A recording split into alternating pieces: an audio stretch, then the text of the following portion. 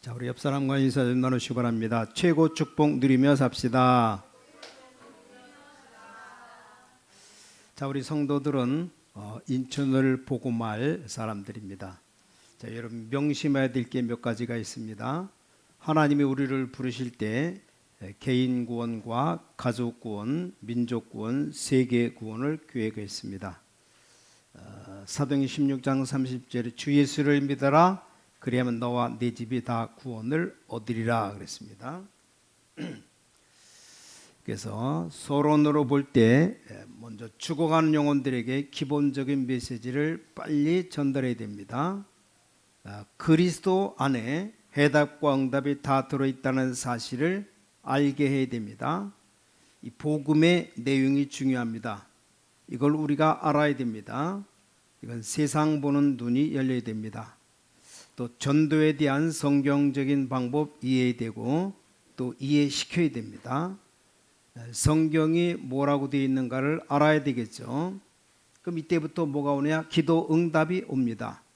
이때부터 응답의 종합적인 비밀을 알게 됩니다.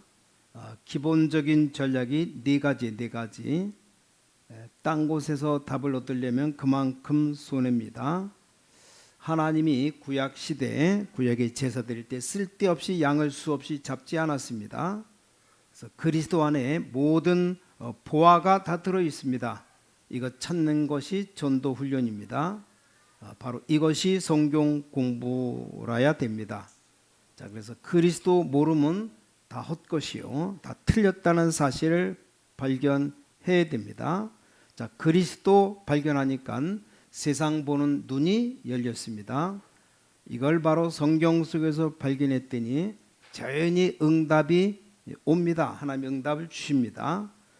자, 이걸 이해하니까 마태복음 6장 33절이 이해됩니다. 너희는 먼저 그의 나라 그의 의를 구하라. 그러면 이 모든 것을 너에게 더하여 주실 것이다. 모든 것이 뭡니까? 먹을 것, 입을 것, 쓸 것, 내가 필요한 모든 것 다 주시겠다 그랬습니다. 자, 그래서 네 가지. 그리스도를 발견하면 세상 살리는 길이 열립니다. 그게 성경적인 방법, 전도죠. 그러면 기도 응답이 우리에게 옵니다. 네 가지 단계가 중요합니다. 물론 교회 안에 프로그램도 있어야 되고 건물도 있어야 되지만 이게 되어야 됩니다. 이것 붙잡고 언약이라고 말합니다. 이게 진정한 언약. 그리스도 붙잡고 두 번째 언약이 뭡니까? 제자들에게 중요한 것 맡기기 전에 물으셨습니다. 우리 주님, 너희는 나를 누구라고 생각하느냐? 예수님을 누구로 알고 고백하느냐? 이게 신앙의 전부입니다. 그 대답 후에 주님은 이를 맡기셨습니다. 주님은 제자들에게 자신에 대해 물으실 때 중대한 계획을 세우시고 물으셨습니다. 그래서 마태복음 16장 13절에 20절 고백이 나오니까 그때부터 일을 맡기셨습니다. 주는 그리스도시요 살아계신 하나님의 아들이십니다. 그 고백 후에 베드로, 야고보, 요한 데리고 변화산에 올라가셨습니다. 그 온전한 고백 후부터 일을 시작하셨다는 사실입니다. 그때부터 이제 본격적인 공생의 제자 사역이 시작됐습니다. 자, 예수님은 마가복음 3장 13절에서 15절 내가 너희를 부른 것은 주님이 원하셔서 우리를 부르셨다는 사실 잊지 말아야 됩니다. 언약 가진 백성이는 한 걱정 없습니다. 자, 언약을 가진 요셉 가는 곳마다 하나님 축복했습니다. 여러분이 언약 붙잡으면 당연히 승리하게 되어 있습니다. 내가 너희를 부른 것은 함께 있기 위해 부르셨고 전도도 하며 귀신을 쫓아내기 위함이다. 지금 불신자들 귀신에 빠져서 눌려 있어요. 불신자가 다 여기 빠져 있습니다.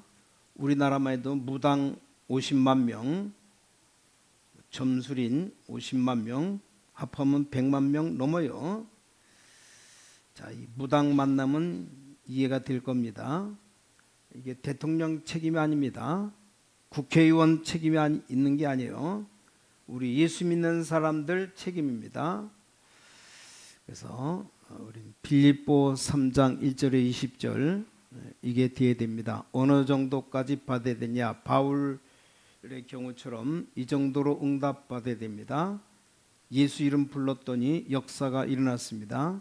이게 바로 사명자입니다. 자, 모세가 전에는 사람들에게 잘 보이려고 왕궁에서도 출세하려고 했습니다. 그때는 하나님이 쓰시지 않았어요. 그러다 처갓집에 가서 남의 양 치고 모두 다 잃어버리고 지팡이 하나 남았을 때 하나님 부르셨던 겁니다. 우리는 뭐 조금 주셔도 뭐 되든 안 되든 그리스도만 붙잡으면 승리하게 되어 있습니다. 우린 어느 정도까지 은혜 받아야 되느냐? 하나님의 계획이 사건마다 시간마다 발견되도록 해야 됩니다. 하나님의 계획을 바라보면 힘을 얻게 되어 있습니다.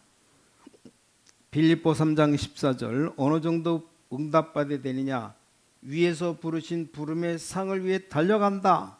이 정도 축복을 향하여 가는 성도가 되어야 됩니다.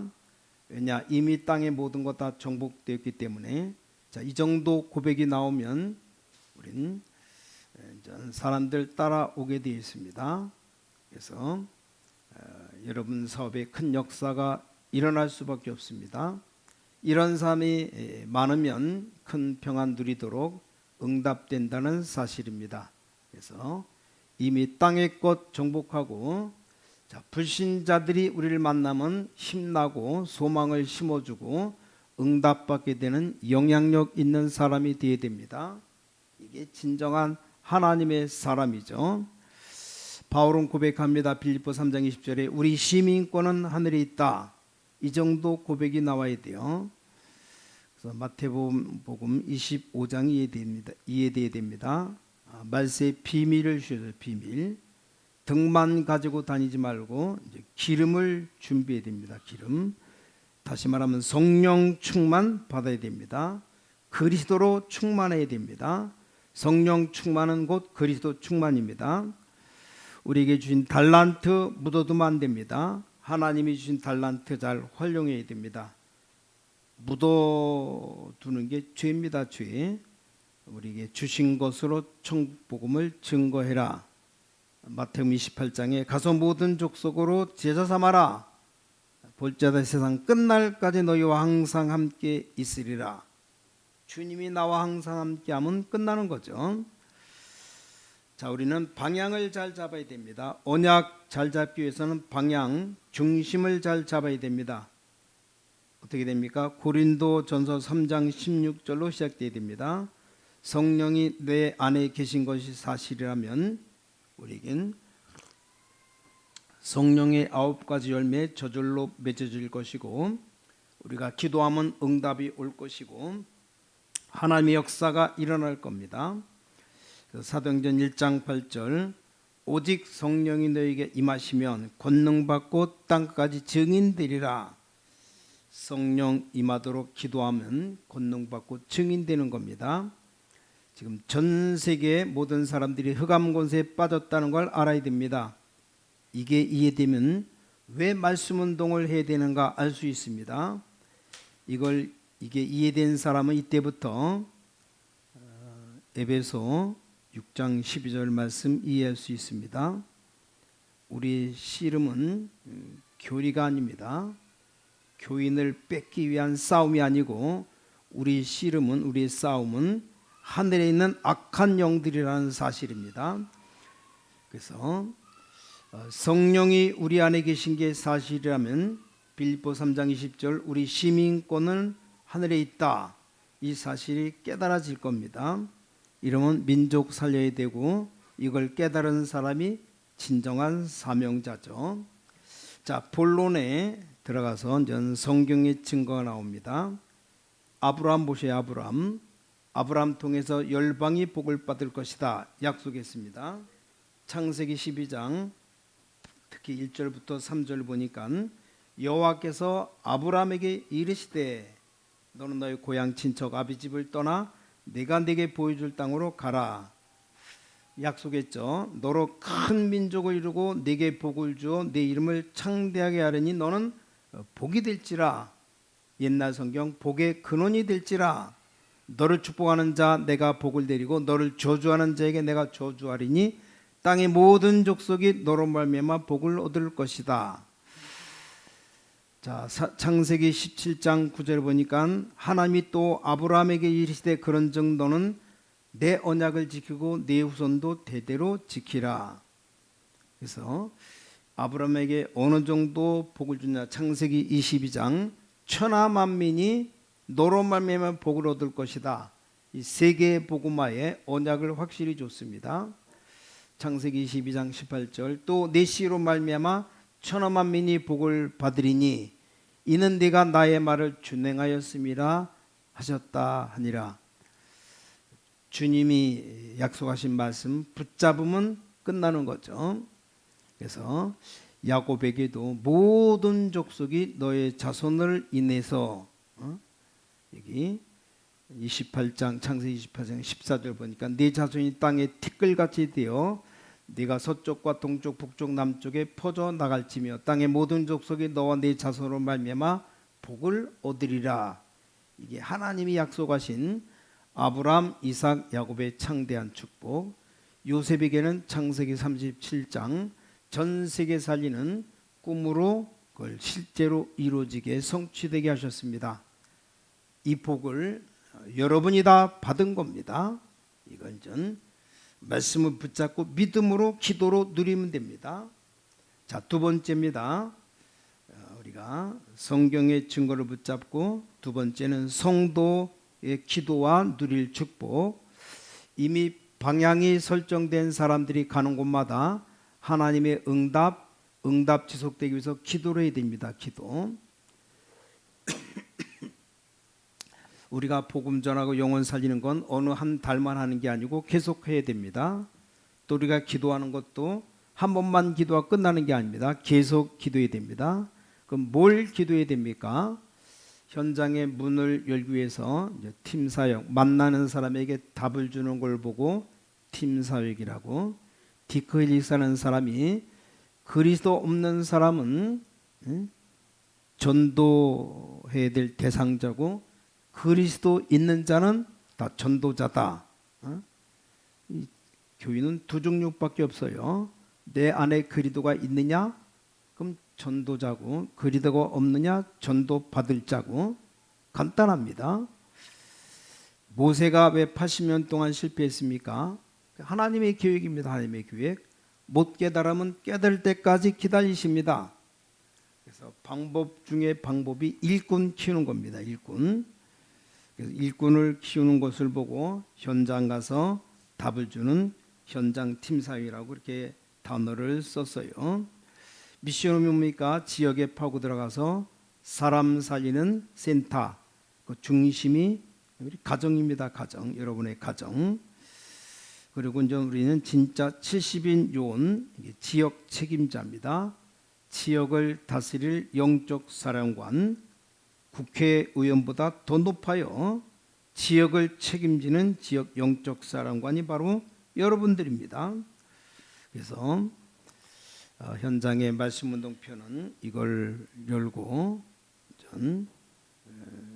사람 만나면 그 사람을 말씀으로 답을 주고 키울 수 있는 현장 팀석이 되어지고 지역을 책임지는 이게 70인 요원이죠. 그리고 이제 세계를 보고 말 이 사람을 가리켜서 핵심 요원이다. 이런 사람이 이제 해외 나가면 승리합니다. 그래서 성경을 우리에게 왜 주셨습니까? 읽고 깨달으라고 주셨습니다. 그래서 우리는 세계를 보고 말 사람이다. 알고 하나하나 우리가 응답받아 나가면 됩니다. 자, 지금 세계 보고마 시급한 이유가 있어요. 그냥 전부 다 영적으로 지금 죽어가고 있습니다. 모든 문제는 영적인 문제이기 때문에 시급합니다. 시급. 어떤 그 일본 선교사 딸이 벌써 몇 년 전에 고백했는데 자기 반에서 자기가 가장 행복한 사람이라고 고백했답니다. 왜냐? 자기네 반에 학생들이 몇십 명 있는데 엄마 아빠가 있는 사람은 자기밖에 없대요. 말 다 했죠. 그 이유만으로도 내가 가장 행복한 사람이다. 그렇게 고백했답니다. 제가 일본에 열심히 복음 전하러 다닐 때 벌써 한 10년도 되게 넘었죠. 그때 나온 말이에요. 10년도 더 됐는데 왜 엄마 아빠 없느냐? 뭐 기분 나쁘다고 이혼하고 헤어졌기 때문에. 그래서 지금 살고 있는 아버지는 자기 아버지가 아닙니다. 지금 살고 있는 엄마도 자기 엄마가 아닙니다. 이게 무슨 문제입니까? 무슨 문제입니까? 영적 문제입니다. 미국에도 별일 아닌 것 같고도 이혼하고 결별 선언합니다. 자, 일본 사람들이 윤리가 나쁩니까? 도덕이 문제가 있습니까? 아닙니다. 인사성 가장 바른 사람들, 싫은 소리를 못하는 사람이 일본 사람들이에요. 일본 사람 영적 문제에 걸려 있습니다. 심심하면 이혼합니다. 엄청난 정신적 곤란 왔습니다. 일본만 그러냐? 이게 전 세계로 뻗어가고 있습니다. 한 10년 전만 해도 뭐 이혼하는 사람 별로 없잖아요. 지금은 절반이 넘어요. 왜 결혼하냐? 이혼하려고 결혼한다 이런 말이 들릴 정도로 보통 문제가 아니죠. 결혼해서 아기도 안 낳습니다. 우리끼리 잘 먹고 잘 살자. 그렇잖아요. 지금 보통 문제가 아니죠. 정신적 혼란이 왔어요. 자, 오늘 고린도전서 5장 보면서 꼭 명심해야 될 게 몇 가지가 있습니다. 첫 번째, 음행 사건에 대한 바울의 책망. 여기 1절에 나옵니다. 1절. 너희 중에 심지어 음행이 있다는 말을 들으니 그런 음행은 이방인 중에도 없는 것이라. 누가 그 아버지의 아내를 취하였다 하는도다. 여기 아버지의 아내가 엄마입니까? 아마 뭐 첩을 얻었는지 아버지의 아내를 취하였다. 2절에 음행 사건을 방관하고 있는 고린도 교회. 그리하고도 너희가 오히려 교만하여져서 어찌하여 통한히 여기지 아니하고 그 일을 행한 자를 너희 중에서 쫓아내지 아니하였느냐. 당연한 듯이 날로 악해지는 세상. 9절부터 13절 나오는데 9절을 보니까 내가 너에게 쓴 편지에 음행하는 자들을 사귀지 말라 하였거니와 10절에 이 말은 이 세상에 음행하는 자들이나 탐하는 자들이나 속여 빼앗는 자들이나 우상 숭배하는 자들을 도무지 사귀지 말라는 것이 아니니 그리하려면 너희가 세상 밖으로 나가야 할 것이다. 세상 사람들 뭐 죄짓고 마음대로 살아간 거는 내비두더라도 자 11절에 이제 내가 너에게 쓴 것은 만일 어떤 형제라 일컫는 자가 교인이 성도가 음행하거나 탐욕을 부리거나 우상숭배하거나 모욕하거나 술 취하거나 속여 빼앗거든 사귀지도 말고 그런 자들과 함께 먹지도 말라. 심각하게 말하고 있어요. 남 속여서 빼앗고 탐욕 부리고 음행하는 자 먹지도 말라 그랬습니다. 뭐 밖에 있는 사람들 판단하는 것이 내게 무슨 상관이 있으려마는 교회 안의 사람들이야 너희가 판단하지 아니하랴. 밖에 있는 사람들을 하나님이 심판하지만 이 악한 사람들을 너희 중에서 내쫓으라. 쫓아버려라 그랬어요. 이게 지금 똑같이 지금 오늘날 사회에 벌어지고 있습니다. 그래서 이 바울이 판단 권면이 나오죠. 3절에 몸으로 떠나 있지만 영으로 함께 있어서 거기 있는 것 같이 이런 일 행하는 자를 이미 판단하였노라. 바울은 다 판단하고. 그래서 4절 주 예수 이름으로 너희가 내 영과 함께 모여서 우리 주 예수의 능력으로 이런 자를 사탄에게 내어주었으되 이는 육신은 멸하고 영은 주 예수 나라에 구원받게 하려 함이라. 너희가 자랑하는 것이 옳지 아니하도다. 뭘 자랑하는지 적은 누룩이 온 동에 퍼지는 것을 알지 못하느냐. 너희는 누룩 없는 자인데 새 덩어리가 되기 위해서 묵은 누룩을 내버리라. 유월절 양 곧 그리스도께서 희생되셨느니라. 명절을 지키되 묵은 누룩으로도 하지 말고 악하고 악에 찬 누룩으로도 말고 누룩 없이 오직 순전함과 진실함의 떡으로 하자. 9절에 내가 너에게 쓴 편지에서 음행하는 자들을 사귀지 말라 하였거니와. 이건 세상 사람을 말하는 게 아니고 교인들, 성도를 향해 말하는 겁니다. 그래서 밖에 있는 사람들 판단하는 건 내가 무슨 상관이냐? 교회 안에 있는 사람들 너희가 판단하지 아니하랴. 판단하고 잘 행동으로 옮기고 살아가라. 교회 안에도 이런 세상적인 세속이 물들고 우린 다 실수하고 죄 짓지만 우리 성도라면 우리가 조금 우리가 바르게 살아야 되지 않느냐. 이 악한 사람은 너희 중에서 내쫓으라.